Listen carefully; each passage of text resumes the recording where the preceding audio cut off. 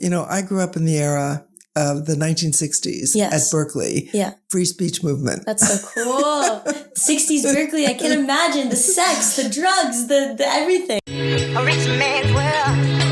I have turned us on. Welcome to the Faking It podcast. I am here with Esther Wojcicki. I call her Waj. A lot of people call her Waj, and she is my second mother. Waj, thank you so much for coming on to the Faking It podcast. I'm so excited to be here. Honestly, I can't tell you.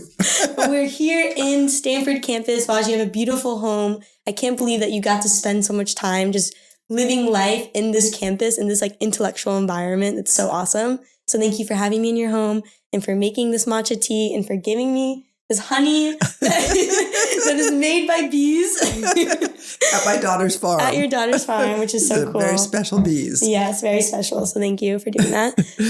But yeah, I really wanted to bring you onto this podcast because who you are is absolutely incredible. Not only have you been my mother and my mentor since I was 17 and I came out to California on my own, but you also are a world-renowned teacher and philanthropist and entrepreneur and founder. And you've created so many different learning models and have been so empowering to so many young people. And so first I want to say thank you for everything that you've done. I'm telling you, it's an honor. It really is. Thank you for being here and for coming and spending all that time with me when you were and trusting me when you were just 17. It was very easy to trust you because you trusted me too.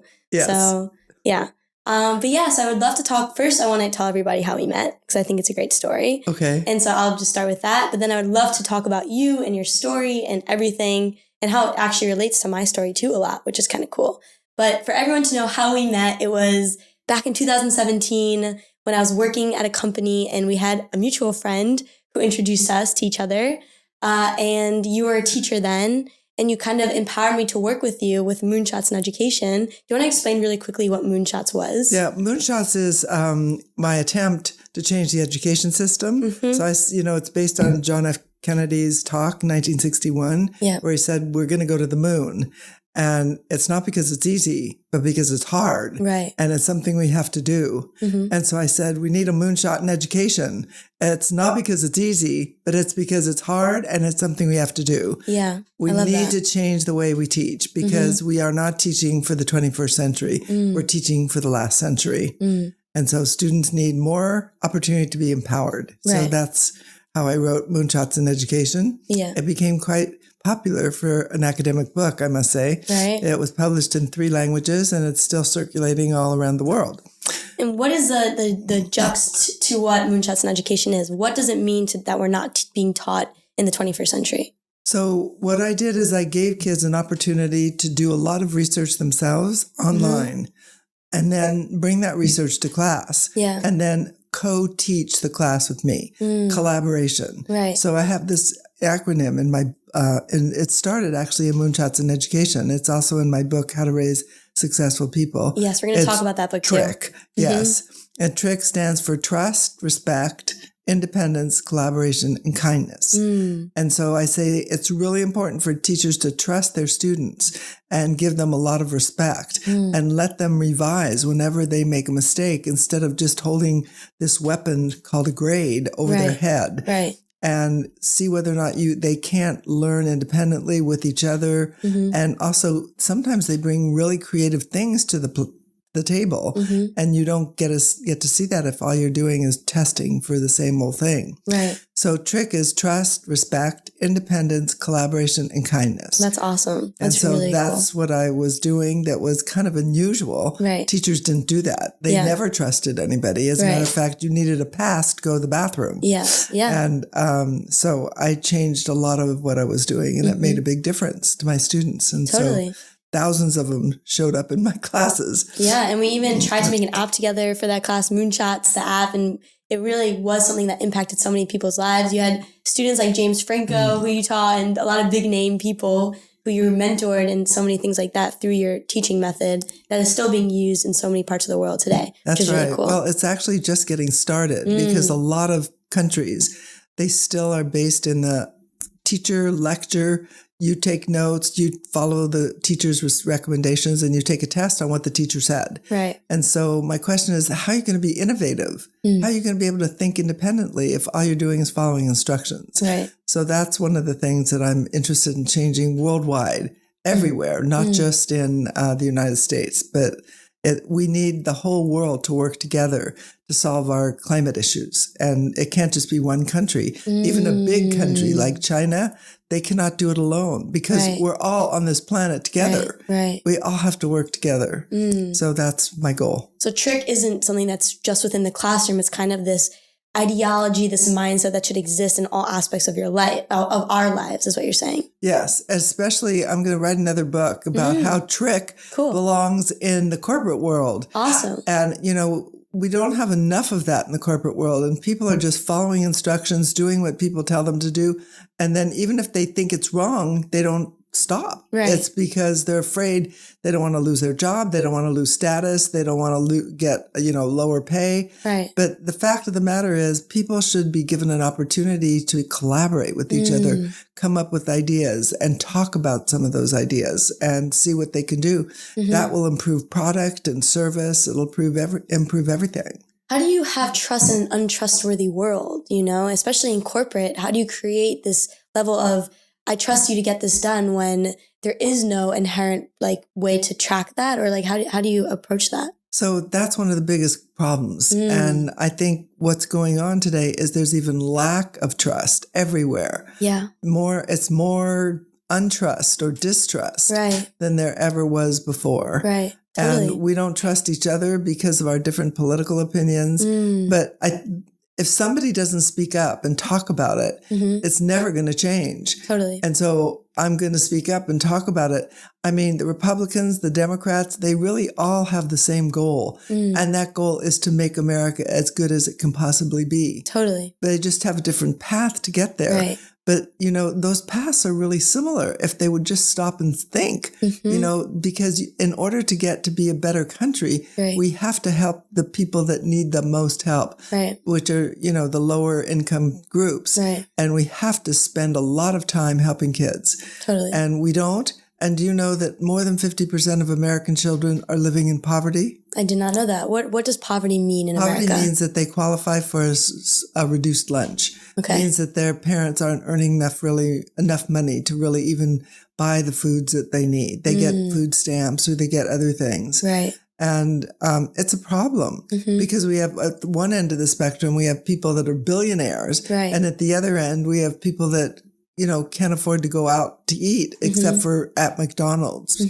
And that's not a good situation. Totally. And I think also what you said that was really interesting about Republicans and Democrats wanting the same thing. It's true. I mean, I remember having a conversation about abortion with a very Republican friend of mine who has very conservative views. And when we were talking about, I was like, okay, what are your thoughts on abortion? And they're like, I don't think abortion's a good thing and blah, blah, blah. And I was like, okay, how do you define abortion? Right. And once we actually talked about the definition of abortion, he was pretty much saying that he defines getting an abortion bad after the end of the second trimester. I was like, okay, a lot of people in the Democratic Party agree with that. They think that getting an abortion without 20 weeks is too late. That's fine. But this is a Republican. And he says that he's against abortion because he thinks that what Democrats think as abortion is just letting you terminate the fetus into the 9th month, and it's just that dissonance of information, and that we really do want the same thing at the end of the day. I think we do want the same thing at the end of the day. I think people that are, say that they want to trust their bodies. I mean, the women, or not only trust, but, respect their bodies and be able to have an abortion if they need to. Right. We're usually talking about an abortion within the first 6 weeks. Yeah, exactly. And, that's not really a viable human being at that point. Right. Totally. And, so I really think that we need to talk to each other, and we need to respect each other. And, I mean, so many of the things that I read on the Republican side, I agree with. Yeah. And then the same thing on the Democratic side.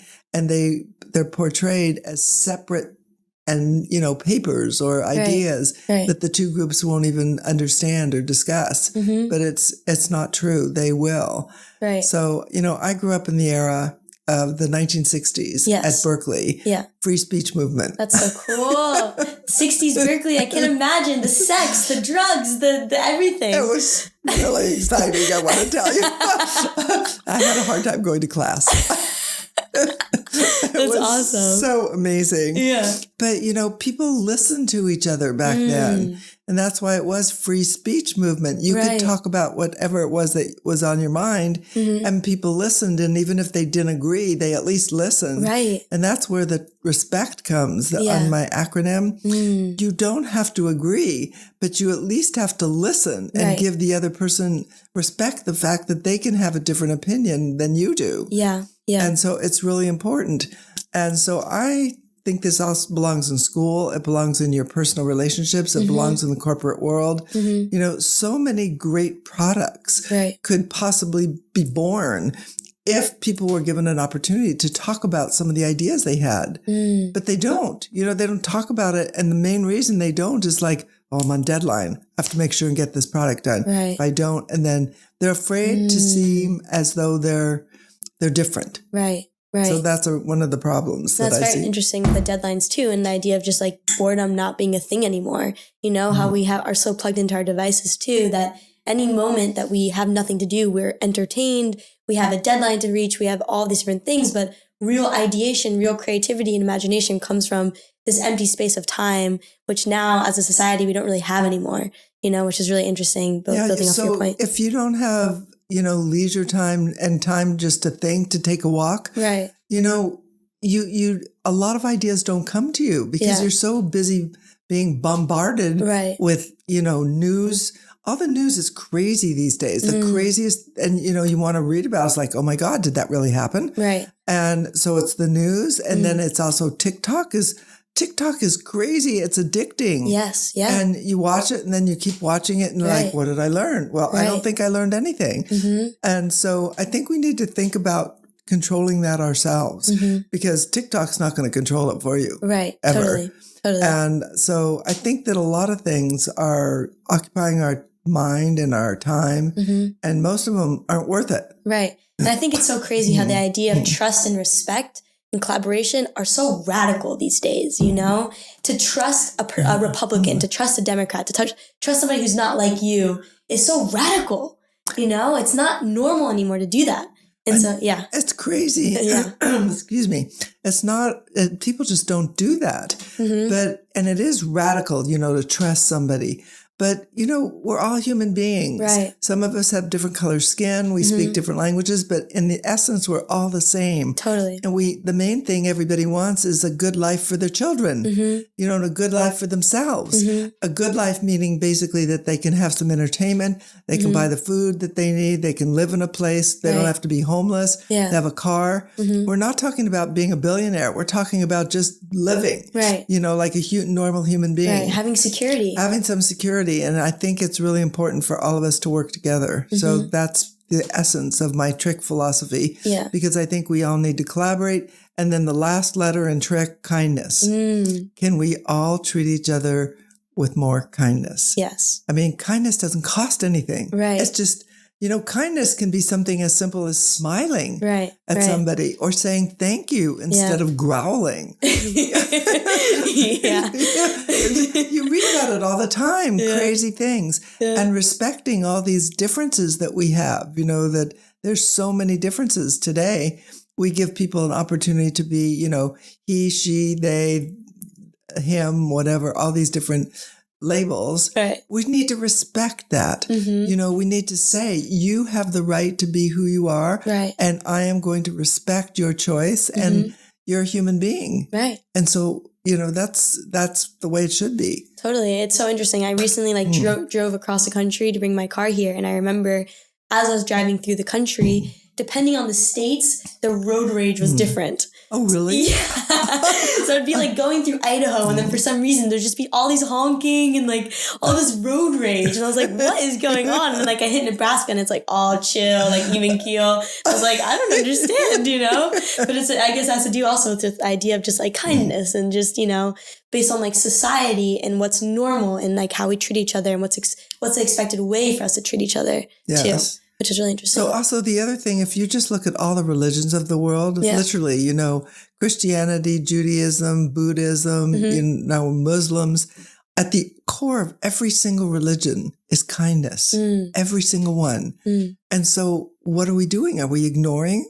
We should stop ignoring this and pay attention and follow some of the principles that we all talk about it, but are we doing it? Right. And I think this T.R.I.C model that you created is incredible. And I would love to know more about your story and how you came across this idea of creating this model in a classroom and in the world.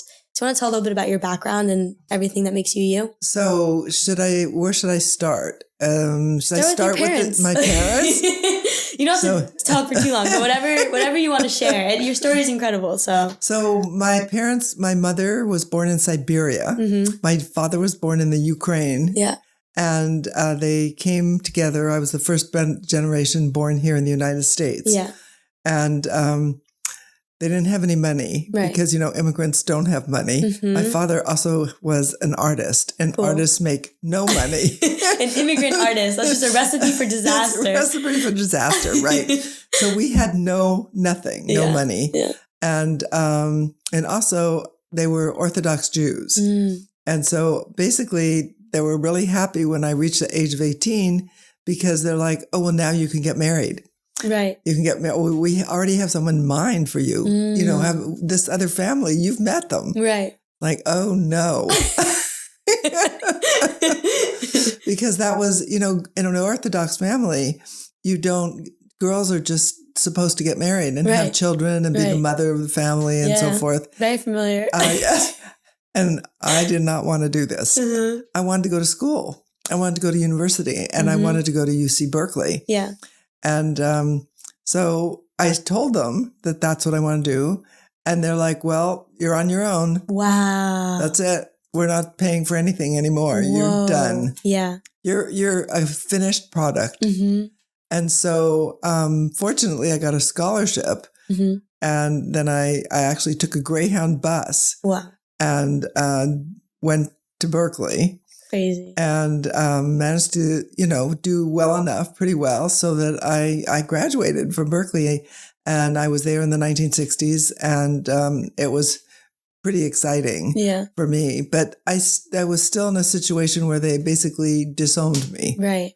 Because I wouldn't get married. How did you have that courage then to say goodbye to your family and become a completely independent person? Well, you know, I looked at the alternatives. The alternative was I was then going to be controlled all the time. You know, I was going to be controlled by my parents, controlled by this husband they wanted me to marry. You know, that I would not be able to do anything that I wanted to do. Yeah. And I didn't have nothing holding me back other than no money. Right. And I decided that if I didn't take that risk now, when I was like 18, I was never going to be able to take this risk. Yeah. So I thought that the other side was unknown, but at least it offered an opportunity to be independent. Wow, that's incredible. So that's what I did, and it was pretty challenging because most of the people that went to Berkeley had parents who paid for everything. Right, it was a nicer school. Yeah, and so. But I did a lot of work. Yeah. So I worked as an after-school playground person. I also cleaned houses. Oh, my goodness. And the other thing that I did that made the most money was I modeled. What? I didn't know this. Yes. I don't think you ever told me this. Oh, I don't think. Well, a lot of my students know about it. They've been hunting for the pictures everywhere. That's so funny. I know. So modeling paid a lot. Cool. So I was a runway model and a Sears Roebuck catalog model. Wow, you have the height for sure. This makes sense. Yeah. So, you know, and I'm thin now, but I was like ultra thin then, of course, because I couldn't eat very much, right? I didn't have. Whoa. So that was. You're eating beans and rice and. Well, yeah, I was eating beans, rice, and tuna fish. Oh my goodness. A model diet.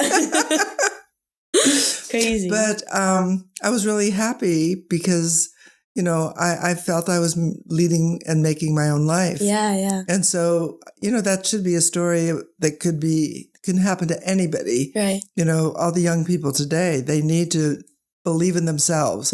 And that's one of the reasons I came up with this trick. Yeah. Because you need to trust yourself, trust that you can actually do it. And, don't listen to all those tapes of people telling you, oh, you'll never be able to do it. You're not good enough in this, or you're not good enough in that. Right. Honestly, most people are good enough and they need to believe in themselves. And I think it's Bill Gates that said the number one thing, Steve Jobs that said it. They both said it, that the number one thing you need to be successful is persistence, perseverance. Yes. And, don't give up easily, because if it doesn't go well the first time, well, don't give up. Just keep doing it until you get it right, because you can do it. Right. But, you also need to surround yourself with people that believe in you and that will help support you. A lot of naysayers, people that say negative things, it doesn't help you. Right. Totally. And, you need to realize that you can do whatever you want. And all those young people that are out there that, come from poorly resourced families, education's the key. Right. And, junior college, you can go to the junior colleges here in California for 2 years. They're free. Yeah, that's awesome. And then you can transfer, if you get a B average, you can transfer to any of the UC schools with no questions asked. Right. That's so cool. So I think people just need to take that into consideration and believe in themselves, spend time getting educated, and it pays out for your entire life. No, the idea that perseverance is all that's needed to be successful. It's not about your EQ. It's not about your IQ. It's not about your access to resources. It's about just every single day doing the thing that you set out to do continuously, nonstop. Like even this podcast, I started off with one microphone. The audio was terrible. The first 12 episodes I did, I cannot use. I just can't use them. They're just terrible. It sounds, you hear buses in the background, and I've almost lost half of the audio file, But the fact that I just stuck with it, just with time, it gets better. And I think that applies to anything. It's just really about the hard work. And so it is true that perseverance does equate to success with time.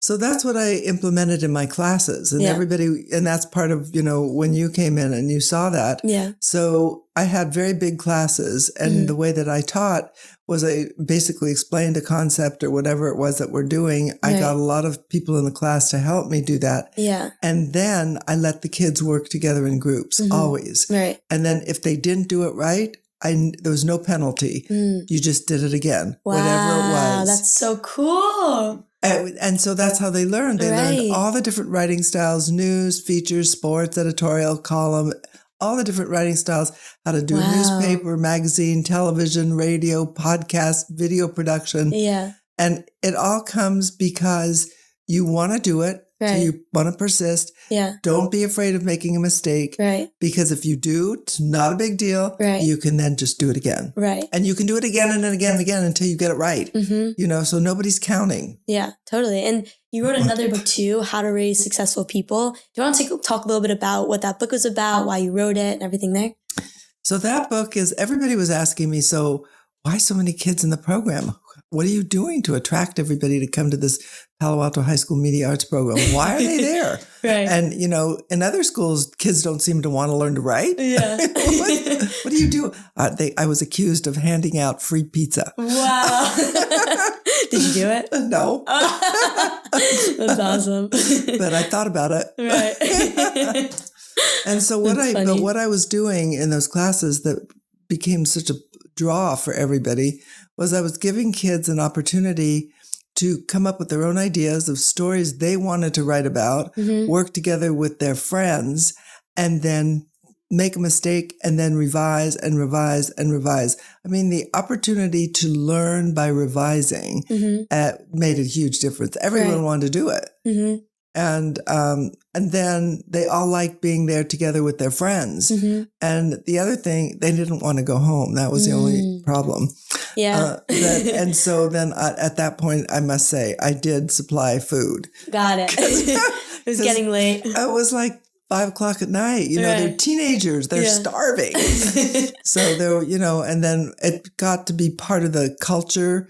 So we had dinner every night, and That's the parents were the ones that actually helped. And they were great. So the parents brought the dinners and the kids helped and so there were hundreds of kids in these programs. Yeah. All eating at the same time. Yeah. And all working together on the publications. So if you go to Palo Alto High School Media Arts today, you'll see a lot of publications, and sometimes the building is full. There can be 300 or 400 kids there at the same time. That's incredible. Yeah. And what's the secret to raising successful people too? Because I know we spoke about previously when we were talking about what to talk about in this episode. Right. We're talking about how girls and boys are kind of raised differently in some ways, in terms of what toys they play with, in terms of how their parents treat them. Do you want to talk a little bit about that too? Right. So I think that, it's built into our culture and you don't even think about it. And so that's why I'm trying to put it on the conscious level. Yeah. But, when you have a little girl, the first thing you look at is, oh my God, she's so cute. And then you dress her in pink, right? And it's just adorable. And little boys, nobody really says little boys are cute. It's like, oh, he's so smart. Right. And oh, look at how capable he is. Why, he's like 9 months old and he can already kick a football. Right. Interesting. And so and we do it without thinking. Yeah. And so these self-images are absorbed by the kids early on. Right. And the girls like to think of themselves as, oh, I'm so cute. And they don't think of themselves as smart. They think of themselves as cute. And that continues, all the time that they're 0 to 5, and then continues all the way through elementary school. And you see these young girls, 10 or 11 years old, looking like they're some kind of Vogue model. Right, totally. And I think they're beautiful. Right. But, they're more than just beautiful. Yeah. They're also smart. Right. And they have to believe in themselves. Yeah. And that's what I spent a lot of time trying to do in the classroom as a teacher. Yes, you're beautiful. And yes, I'm really happy about that. Right. All the boys, yes, you're good looking too. Right. But, the key is what you're doing with your brain and how you're thinking and what you're going to do to make the world a better place. Right. So I like to give all kids this opportunity to think about how they can help make the world a better place and not just, have a good time. Right. We all had a good time. The main focus of my program was also having fun. Right. But having fun while you're also doing something that matters. Totally. Yeah. And so that's one of the things that I personally think is extremely important. All kids should have something that they're interested in, passionate about, and want to make a difference with. Yeah. Because the thing also on social media, I've been reading some studies on it. It actually has been increasing girls developing eating disorders and just making women compare themselves to other women and just view life very superficially for the most part. So do you have any advice for young girls who are facing every single day, seeing people that are better than them on what to do or how to feel about that? Well, first of all, when you look on social media, you want to say to yourself, and you need to remember this, no one takes a picture of themselves on social media when they don't look cute. Right. Everybody gets all dolled up and dressed and does all this stuff. That's true. So let me just tell you, they don't look like that all the time. And only you look like that all the time. But, I actually have been in Hollywood. I went to the Oscars a couple of times. So. And before the Oscars had started, I met some of the people, some of the actors, women and men. And actually, I couldn't recognize them. Wow. They're like, and then I would say, well, who is that? and then because they put on makeup, they do all this stuff to themselves. They get dressed up in a beautiful gown and so forth. And then you're like, oh, yes. Right. But I want you to know, before the Oscars, they look just like ordinary people. Yeah. And that's interesting. And so on social media, all your friends that are looking like super glamorous, right. I can tell you in real life, they don't look like that. They're getting dressed up like that to look like that on social media. And don't feel bad about yourself. You too can do the same thing. Right. And very cool. We all do it. Right. 100%. Yeah. And the last question I ask every podcast in person that I speak to you is, what has been a moment or a way or something that has happened to you that's impacted your life moving forward? Recently? It could be whatever strikes your mind first? Well, I had a lot of, since I'm not a spring chicken, I've had a lot of opportunities to have special situations that have really impacted my life dramatically. I can tell you about one that isn't written about in my book, but I'll tell you what it was. So when I was in 2nd or 3rd grade, I got into trouble all the time. In Los Angeles City schools at that time, hitting the children was okay. Wow. So you got paddled all the time. What? Paddled. That's crazy. And hit with a ruler. Okay, so one day, I think it was in 3rd grade, I got into trouble for helping my friend. That was not allowed. You could not help because that was called cheating. What? Got it. And so I got punished, but this was a new punishment. She hit me already with the ruler, but that wasn't sufficient. She put me under her desk. I was stuffed under her desk for more than an hour. What? Yep. And I can tell you, in that 1 hour, I said to myself, I was in 3rd grade, when I grow up, I'm going to change the way teachers behave, and I'm going to change the system. And so that was kind of an important moment for me. Of course, I didn't really, you're just, 7 or 8 years old. Yeah. But, thinking back on it, that really motivated me because, you have to believe those little kids when they say something because they might indeed grow up and want to change the system. And so I grew up and here I am today and I want to change the system. That's beautiful. Thank you for sharing that. That's incredible. That's really, really incredible. Wow. Awesome. Well, thank you so much, Waj. Thank you. I'm so glad. This has been an amazing experience. I'm really excited.